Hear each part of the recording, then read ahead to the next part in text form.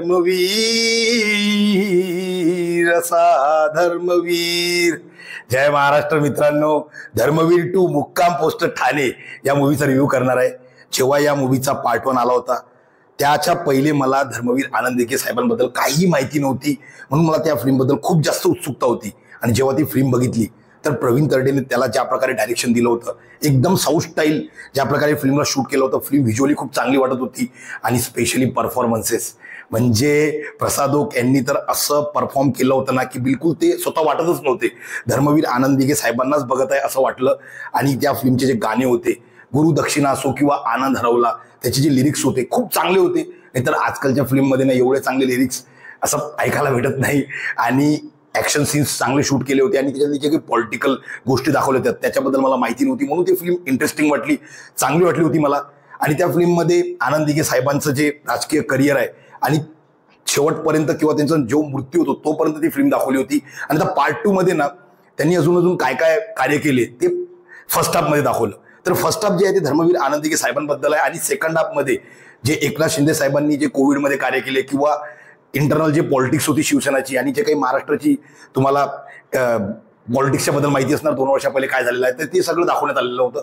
तर आता फिल्मच्या first half मला चांगला वाटला, म्हणजे सेकंड हाफ ठीकठाक आहे, तर फर्स्ट हाफ मला चांगला कोण वाटला कारण की त्याच्यातले जे काही डायलॉग्स होते ना, स्पेशली फिल्म जेव्हा स्टार्ट होते तर त्याच्यातलं जे पालघरचा जो इन्सिडेंट दाखवला, साधूची जी लिंचिंग होती, तिथूनच फिल्म एकदम इंटरेस्टिंग बनते। आणि नंतर त्याच्यातला जो एक मिशनरीवाला सीन आहे जिथं धर्मांतरवाला एक सीन दाखवला, त्याच्यातलं जे डायलॉग्स आहे आनंद दिघे साहेबांचे तर ते खूप चांगले वाटले।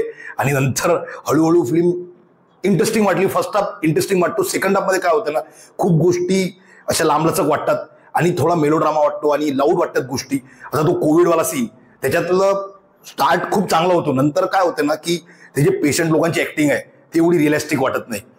तरी मी तुम्हाला सांगतो की सेकंड हाफमध्ये त्याच्यानंतर जो काही तो महाराष्ट्राचा पॉलिटिक्स वाला भाग चालू होतो, त्याच्यातली जे शिवसेनेची इंटरनल पॉलिटिक्स होती तर ते इंटरेस्टिंग वाटतं कारण की सगळ्यांनाच त्याच्याबद्दल माहिती आहे आणि थोडाफार त्याच्यात कॉन्ट्रोवर्शियल गोष्टी आहेत, तर त्या गोष्टी आपल्याला इंटरेस्टिंग वाटतात। शेवटपर्यंत मग फिल्म बोर होत नाही, परंतु कुठं ना कुठं सेकंड हाफ लेंग्दी आहे, ते एक गोष्ट आहे।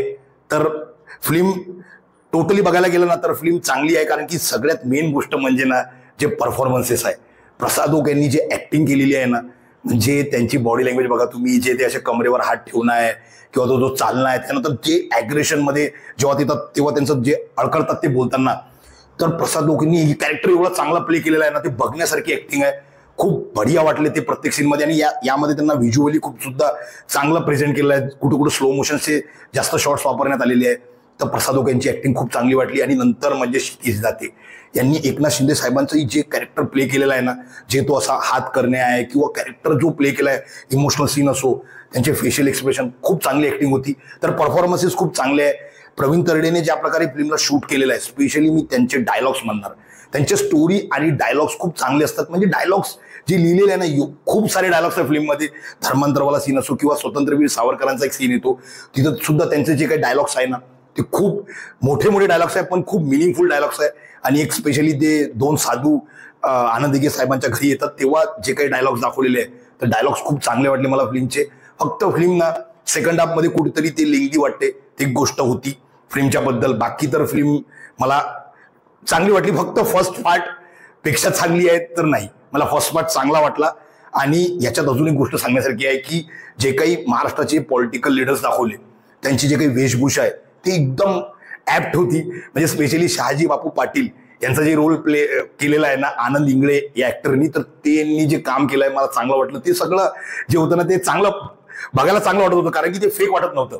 तर इंटरेस्टिंग फिल्म आहे, ज्यांना फर्स्ट पार्ट आवडलेला आहे त्यांना ही फिल्म बघण्यासारखी आहे कारण की याच्यात जे पॉलिटिकल मुद्दे आहेत किंवा ज्या काही गोष्टी दाखवल्या आहेत, त्याच्याबद्दल खूप साऱ्या लोकांचा विरोधाभास असू शकतो, काही लोक त्याच्याशी सहमत असणार, परंतु मी त्या गोष्टीच्या बद्दल काही बोलणार नाही।